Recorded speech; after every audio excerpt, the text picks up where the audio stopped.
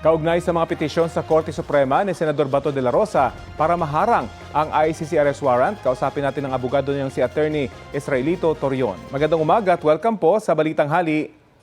Hello, hello. Magandang hapon po. Opo. Magandang tanghali po sa lahat. Assalamualaikum warahmatullahi wabarakatuh.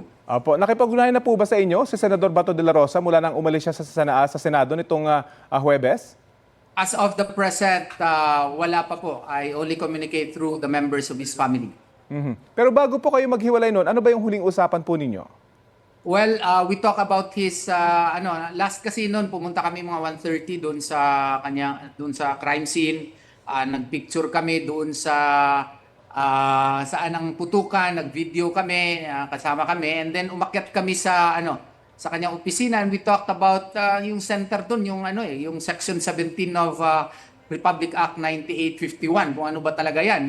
Nagtatanong siya kung yung surrender, kailangan ba talaga yan na may procedure tayo dito. Sabi ko naman sa kanya, kailangan yan kasi, Senator, na meron talaga tayong supposedly local procedure as to how it will be applied in the Philippine jurisdiction. Kasi nga po, doon sa extradition, dalawa lang naman choices niyan, surrender or extradition. Sa extradition, meron na tayong what you call this procedural mechanism. Pero sa surrender, wala. Kaya nga, nagtataka ako, bakit nag-i-insist yung some agencies of the government in outrightly implementing a foreign warrant of arrest na hindi pa dumaan sa ating local courts. Yun ang aming discussion doon. So naintindihan naman po niya yung inyong paliwanag, pero bakit po kaya umalis pa siya? At alam niyo po ba na may balak siyang umalis nung madaling araw na yon? Honestly, hindi namin napag-usapan na meron pala siyang plano na ganun. No? Nung pagbalik ko nga mga 9:30, 9:28 ng umaga on the same day, akala ko nandun pa siya. Kaya pala nagtanong yung supervisor ng USAA sa akin na kung sino ba daw nagpaakyat sa akin. So, only later, nung press ko na si Senator Cayetano, doon ko pa na-confirm talaga na wala na nga siya. Kasi sa opisina, na-stayed doon, wala siya, and hindi ko lang sure at that time. Sabi po ng OSG, may tuturing na galawan daw ng isang pugante. Yung mga naging hakbang ni De La Rosa kaya walang karapatan sa anumang judicial relief. Ano pong masasabi niyo riyan? Yun ang opinion nila, but we are in the process now of finalizing. No? Actually, tapos na, pero nire-refine lang namin yung ibang punto, yung aming reply. Yung concept kasi ng fugitive from justice is contained now in Valyacar Transit. No? Hindi po yun mag-apply kay Senator Bato de la Rosa kasi wala namang local warrant of arrest, wala naman siyang kaso dito sa Pilipinas. Questionable pa nga kung may jurisdiction ba ang ICC sa atin. At yung foreign warrant of arrest naman, kailangan yan dumaan dito sa ating local processes kasi mandated yan ng ating 1987 Constitution. Iba yung recognition of warrant of arrest, iba yung enforcement of a warrant of arrest because that already involves curtailment of a person's liberty and probably his life likewise. So may role na dito ang judiciary, hindi supposedly ito executive department alone lang kasi yan nakasaad sa ating constitution at saka international customary law ito. Hindi lang nakasaad din yan sa Article 9 ng International Covenant on Civil and Political Rights and even under Articles 8 and 9 of the Universal Declaration of Human Rights. And state practice talaga yan in all constitutional democracies. Maski nga sa Italy, Germany, lahat yan na mga member states, no? Dumadaan talaga pag may ICC warrant, dinadaan talaga sa local courts. Tayo lang ang pinaka-unique na hindi natin dinadaan yan dito sa ating korte. Ayun na nga po, magkakasalungat talaga yung mga explanation patungkol dito. Sa panayan po sa inyo ng unang balita kanina, ano ang ibig sabihin nyo na hindi nabigyan ng pagkakataon si Senator De La Rosa na depensahan po yung kanyang sarili? Ganito yung ICC kasi follows the inquisitorial method of investigating a crime. Secret po lahat. Hindi nga namin alam na there was already a proceeding against him. Hindi nga namin ma-confirm na merong warrant of arrest. Bago lang, kinonfirm ng ng ICC. So how can you say that there was due process that was actually accorded to him? No? So supposedly kung idaan yan dito sa ating korte, that would have been the very first time that he would have the chance also to air out his side whether or not his rights were duly respected, no? Ang sa atin kasi confrontational style sa atin, even on preliminary investigation, may chance ka na to answer.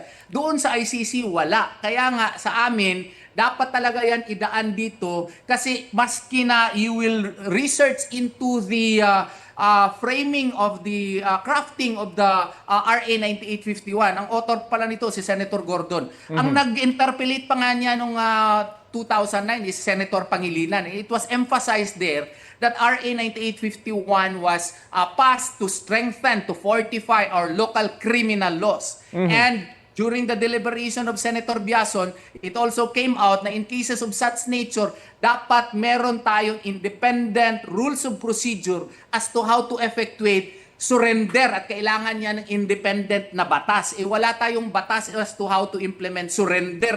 Kaya nga, ang sa amin dito, dapat talaga yan idaan sa local court para maklaro lahat. Yun na nga po, in the absence of a law, iba-iba na yung naging interpretation doon sa bahaging yun. Pero ang sabi naman po sa kabilang banday, bahagi ng due process yung pagharap niya sa ICC dahil tiyak na didingin naman daw yung kanyang panig doon. Ano po masasabi niyo roon?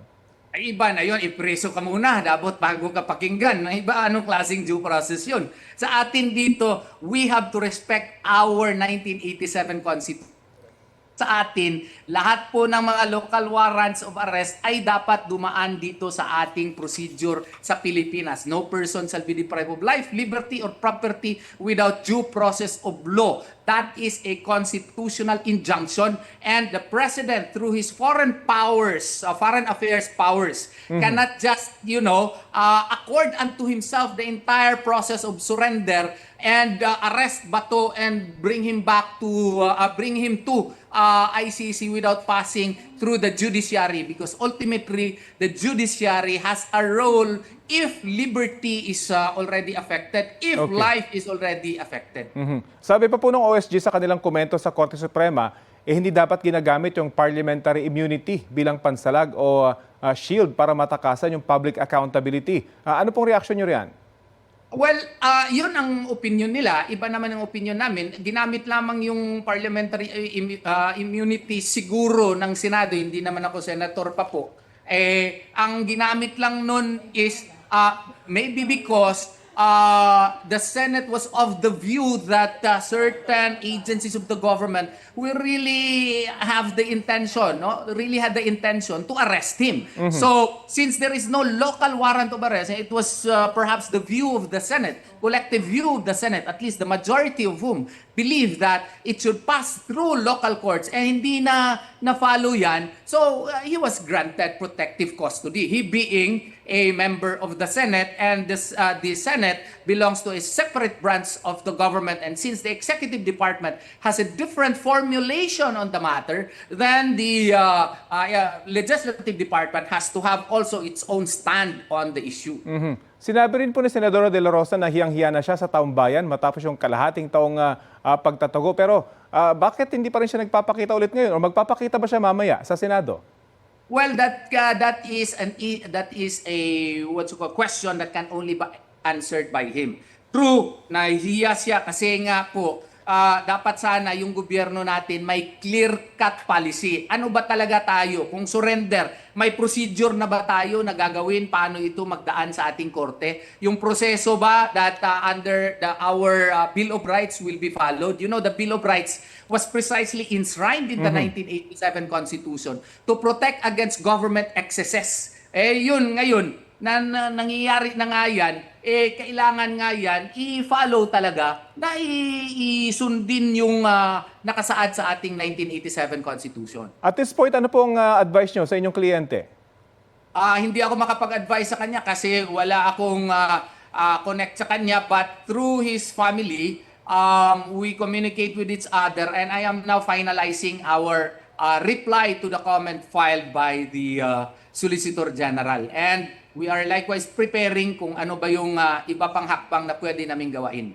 Okay, maraming salamat po sa oras na ibinahagi niyo po sa Balitang Hali. Salamat po. Yan po si Attorney Israelito Torion.